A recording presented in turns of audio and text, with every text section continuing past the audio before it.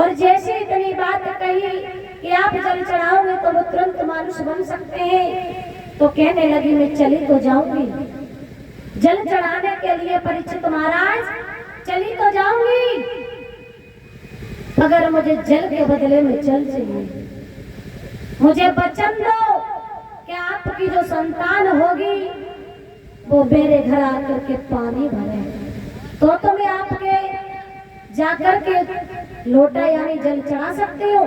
अगर आप मुझे वचन नहीं दोगी तो मैं आपके पति के ऊपर जल नहीं चढ़ा सकती।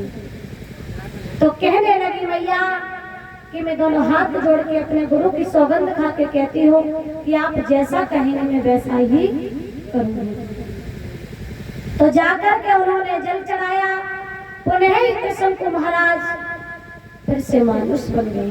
बोले गोविंद भगवान की। एक दिन की बात है, धीरे धीरे समय व्यतीत होता जा रहा है। जो महाराज त्रिशंकु हैं उनके पुत्र हैं महाराज हरिश्चंद्र।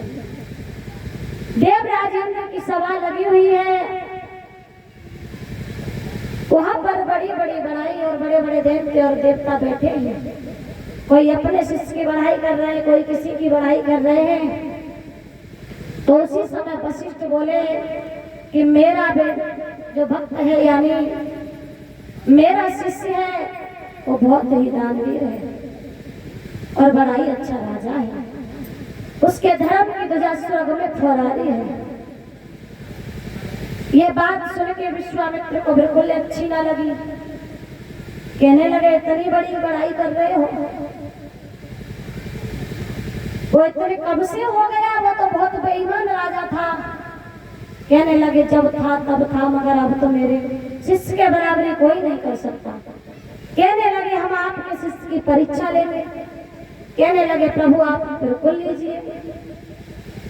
उसी समय होता क्या है मेरे श्रोताओं, विश्वामित्र कहने लगे हम आपके शिष्य की 3 रूपों में परीक्षा लेंगे। कहने लगे साधु का, सूकर का और एक सर्प का। कहने लगे ठीक है आप जाकर के परीक्षा ले लेना। धीरे धीरे समय व्यतीत होता जा रहा है।